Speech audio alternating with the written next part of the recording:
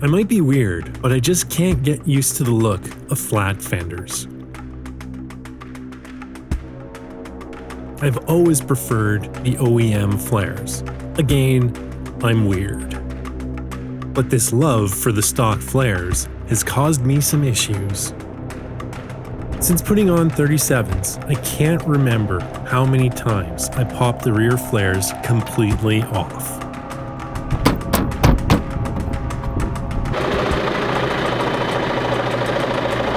Last year I did manage to fix the rear flare with some trimming. Now it's time to give the front similar treatment, as my Mickeys like getting up close and personal with my factory inner fenders.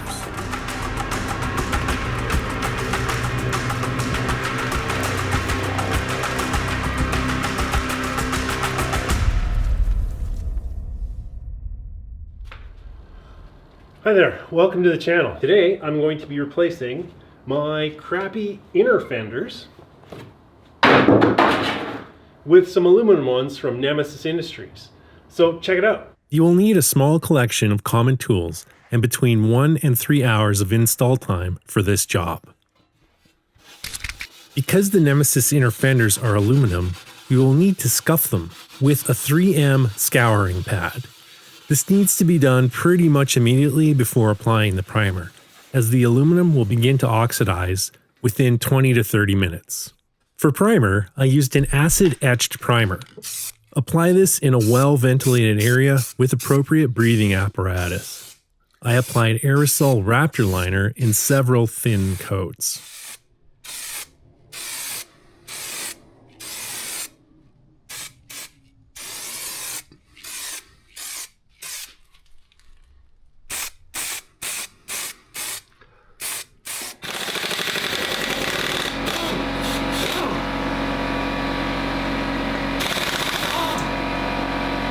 To do this job, you need to pop off the tires.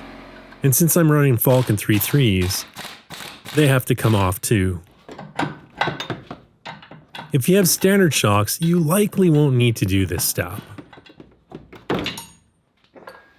If you can actually find your 10mm socket, several bolts will need to be removed from the OEM inner fenders.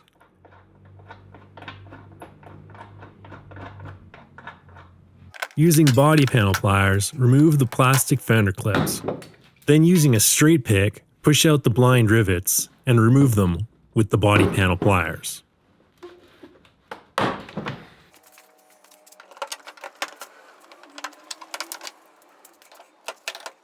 The factory inner fender should be able to be removed now.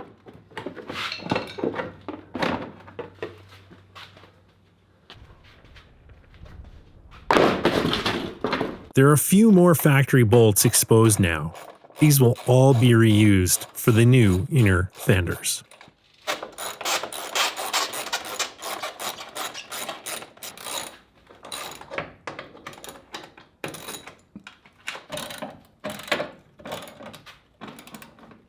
You may have to reroute your side indicator harness. I have other plans for mine, so I removed the wires and bagged the connector. Okay, so the instructions are quite text heavy. There's not a lot of illustrations, and I couldn't really find too much information on this next step in the instructions, but you have a couple of options because these inner fenders have this part here that curls in. I mean, you can either modify the inner fender at this point or just cut this little tab here off. Because the way these mount up is this section goes into the flare mount bolt, which you reuse. And if you try to fit it in, you'll see that it impacts right here. So it has to be able to go slightly above that in order to get it to mount where it's supposed to. As you can see, it's just impacting here a bit. Now inside here there's a frame, but this part clears the frame, but not this little plastic piece. So I'm just going to trim that off. The instructions weren't just text heavy, they were pure shit.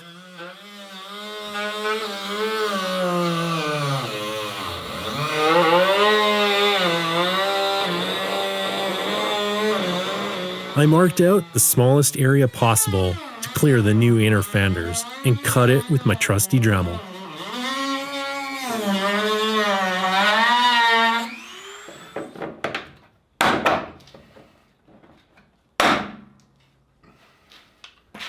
So now when we try to slide this piece in as a test fit, we can line it up to the bolt hole over here.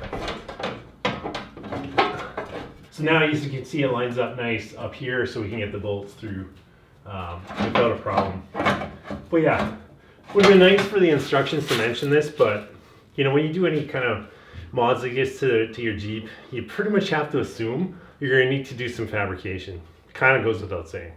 You will be reusing this stud, which occasionally will be threaded in too deep. You may have to unscrew it just a little bit to ensure that it's long enough for the new inner fenders. The instructions suggested combining the two halves of the inner fenders before you get to this point, but I found this to be more difficult than dealing with the halves separately.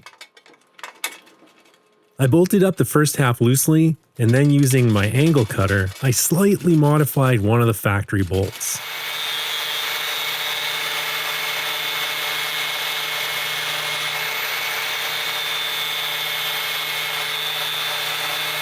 I made a flat spot as there just wasn't quite enough clearance between the bolt hole and the inner fender wall.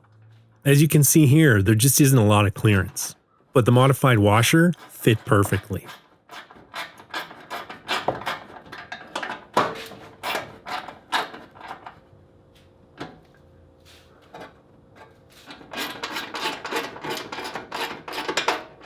Now it's time to slide the front half into place.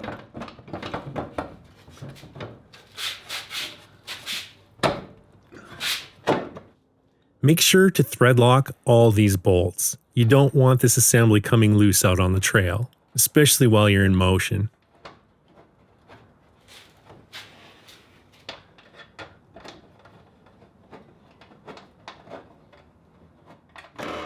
I just tightened all the bolts by hand. If I had to give a torque spec here, I would say no more than 10 foot-pounds.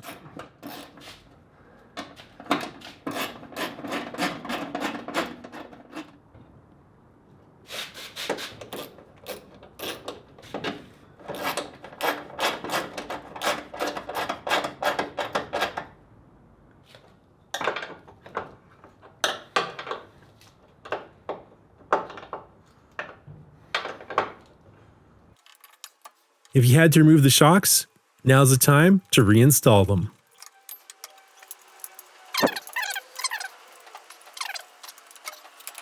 For all you Falcon users out there, make sure to keep the shaft protected during reinstallation. A scratch here can lead to leakage.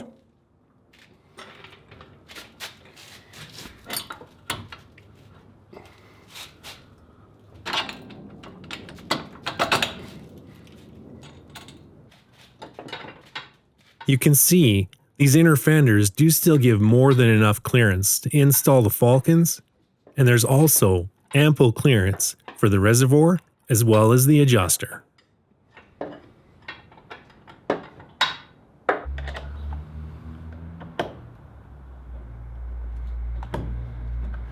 Now, I may or may not be using my side indicator light, but shh, don't tell the popo.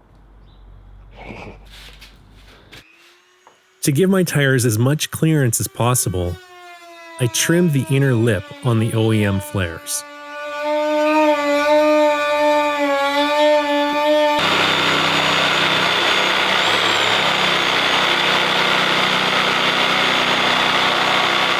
This lip is, after all, only used to hold the factory inner fender in place. And since my factory inner fender is now lying in a junk pile, the lip is no longer required.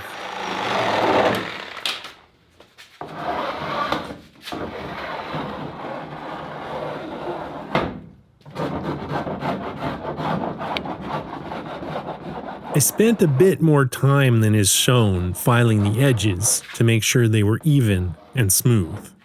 So the one thing I'm not a super big fan of, if you're using the OEM flares, is this gap between the inner fender and it looks like the body panel. So what I've done is I've taken some mud flaps and I've just trimmed them. And I'm just for now, because I am planning on getting the Nemesis Industries flares, and then this is a non-issue, but until then, I'm just gonna drill 3 holes in the inner fender and then secure this mud flap just right in here to keep the grime and the dirt and the rocks out from between my body panels.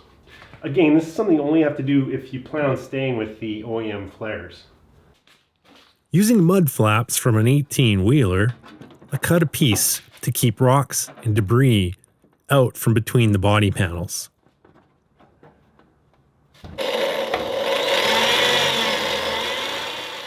If you do winter drive your Jeep in salty conditions, you may want to find a slightly better way of covering that gap, possibly even filling it with expanding foam or something along those lines. I finished this install just in time for a trip to Moab, where I really got to flex my Jeep out.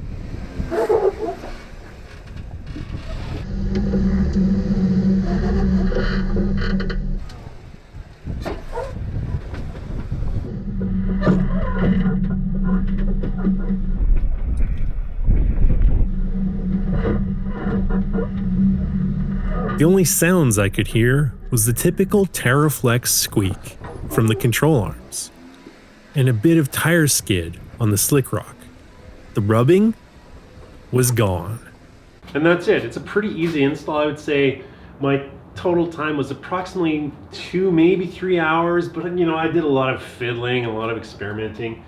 I would say, depending on your model year, you're going to have to do some trimming to your it's sort of the skeleton of your inner fender.